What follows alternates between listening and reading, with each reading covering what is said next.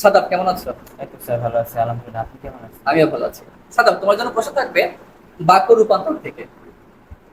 সমস্যা নেই। যেহেতু সবগুলো টপিকই মোটামুটি তোমাদেরকে পড়ানো শেষ হয়েছে, তোমার প্রথম প্রশ্ন বাক্য রূপান্তর থেকে, সত্য কথা না বলে বিপদে পড়েছে, এটা যোগী কি হবে? সত্য কথা বলিনি, তাই বিপদে পড়েছি। ধন্যবাদ। তোমার পরের প্রশ্ন হলো, এখনই ডাক্তার ডাকা উচিত, এটা অনুজ্ঞা করো। এখনই ডাক্তার ডাকো। ধন্যবাদ।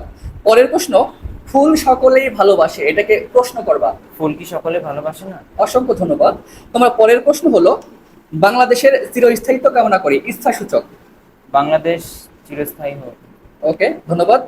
যে অন্ধ তাকে আলো দাও, সরল। অন্ধকে আলো দাও। অসংখ্য ধন্যবাদ। তোমার পরের প্রশ্ন হলো, বৃষ্টির অভাবে ফসল নষ্ট হবে, এটা জটিল করো। যদি বৃষ্টি না হয় তবে ফসল নষ্ট হবে। ধন্যবাদ।